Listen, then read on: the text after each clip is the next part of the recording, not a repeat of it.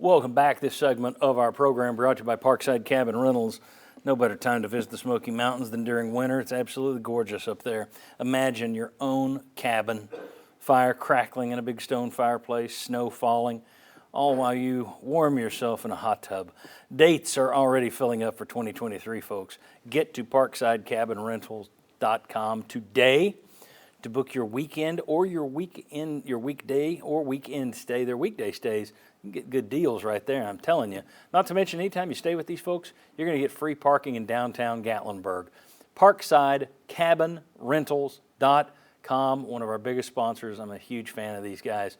Take care of them and check them out today. Huge fan of these guys, too. Back with Jimmy Himes and Josh Ward. Nice job on the earlier segment. As we mentioned earlier today, Alex Golesh is off to be the new head coach at University of South Florida. This is what happens when suddenly you get good again. People come and get your things. It's a good problem to have. It's better than having the same staff that no one wants. But we have to wonder, starting with this, and it's not so much a question, I'm just going to throw out some topics here. Does he take anybody with him?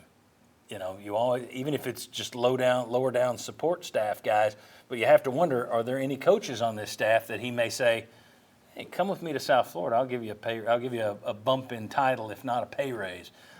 Thoughts about the possibility of losing anybody from this staff? Is it a big concern for either of you at this point? I think it's a concern. I think they'll lose people. I think he'll take it. Maybe somebody in quality control that now becomes the full-time quarterbacks coach or an offensive coordinator or whatever. So, yeah, I think he'll take some folks with him.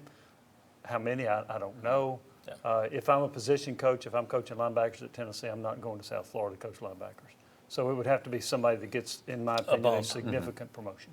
Yeah, the advantage Tennessee has is financially. They can overpay if they want to, regardless of title. But I would imagine that as big as the staff can be with analysts and quality control coaches, that somebody that's worked at Tennessee would get an opportunity in a full-time position for Alex Golesh, who's going to probably try to build offensively close to what Josh Heupel's done. Now that we have an early signing period, which coming up here quickly. The transfer portal's already open.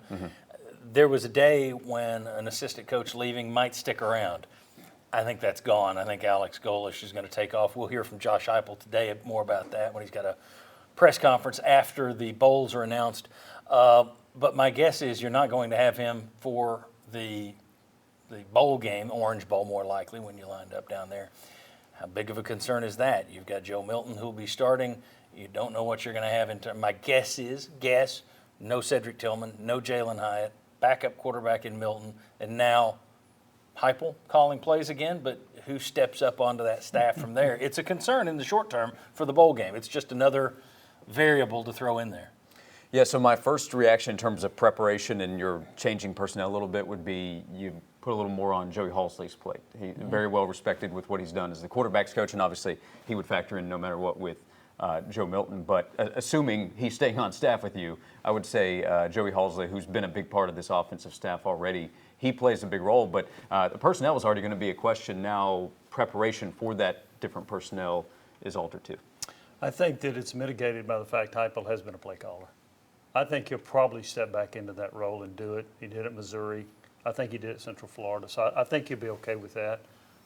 I think the bigger loss would be the players you mentioned not being there, as opposed to the transition from Alex Golesh to Heupel or whoever calls plays. The interesting thing is no one's completely 100% sure of what the play calling process is. Over the last year we're all talking about Heupel's being the play caller. Then over the summer, the UT changes the bio on their website for Alex Golesh. It says he called the plays last year and he'll be the play caller this year. And then Heupel has never really gotten into, he calls the plays. Is he calling the plays and Heupel's got a say in it? Is there back and forth with that? I don't exactly know what the process is. Depending on who you read, everybody's got a different answer to that one. So that one's going to be interesting to see whoever steps in and takes over play calling. If it's Heupel or if they promote somebody else long term, will that process change at all and will that have an impact on the field? Well, from what I was told, you had the scripted plays between Heupel and Golesh, and Golesh called the plays. And Heupel had veto power. Yeah. How much veto power? How much did he use it? Yeah. I don't know, but I do think they were really good at scripting plays. They typically were pretty good in the first quarter. Yes, and usually it was that first quarter and the start of the third quarter. Over the last 2 years, that's when they've had their booms. This is what happens when you get good. But you look at him leaving. You had spectacular numbers under Josh Heupel everywhere he's been, regardless of who was calling his plays. I mean, Golesh has just been here 2 years. He had Libby with him before that at UCF. So you got to feel pretty good that Heupel's system will remain Heupel's system. Still, it's a question mark that's raised. Other variables. Can the next guy recruit like Alex Golesh? Can the next guy build on the relationships as well that Golesh has done? Does the next guy cultivate those relationships? You know, I don't think there's any cause for panic, but there are these little things that are attached to this. It's not just, oh, OC's gone, replace him. Well, that OC has to have a camaraderie with everybody in that room. Will this next guy have it? Who's that next guy going to be? Do we think he looks at Joey Halsley and promotes him himself? Does he go outside and bring somebody in? It's a big question, especially when you've got the number one offense in the country. I mean, all things being equal, you'd just as soon keep Alex Golesh here. Yeah, I think multiple things can be true at the same time. Starting with Alex Golesh is a loss. He's a well-respected coach. He's a Broyles Award finalist for a reason. He was a good hire by Josh Heupel a few years ago, and I think helped continue to build what this offense has become, the running game aspect. But also, Tennessee is an attractive place because it can pay a lot. The offense is running efficiently with what they want to do, and somebody else might want to jump in and either continue to build or be a part of what they're doing. But you have to rebuild that staff chemistry that is lost with Golesh leaving. You do, and I don't know whether he's going to promote Halsley, but I certainly would object to it because I think he's got a really good rapport with the quarterbacks. He's been in that room. He's been with Heupel. He's recruited well, too. Correct. And he was with Heupel a lot longer than Golesh was. Golesh was kind of interesting hire when you look at his background and where he came from for Heupel to hire him at Central Florida in the first place. But yeah, you've got some concerns, but I would definitely do this. I would want somebody that feels comfortable with an up-tempo system. I'm not bringing in some coach from Illinois. Yeah. Oh, wait a minute, he did that at Central Florida. Never mind.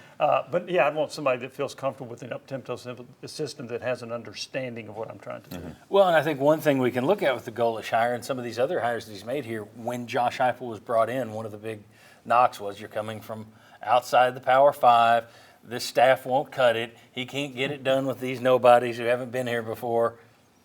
He seems to know what he's doing in terms of picking the right guys, and I take that right on down to Tim Banks for doing as much as he did with the defense this year. So I don't think it's any reason for panic or chattering teeth, but it is one to watch when you lose your offensive coordinator off the best offense in the country. Yeah. All right, when we come back, who would we put in the playoffs? If we were seeding the playoffs 1, 2, 3, 4, we've told you what we think the committee is going to do. How would we seed it, and where would we be sending Tennessee? Would they be orange and Alabama sugar, or would we flip that? We'll tell you next. Come on back on the Sports Source.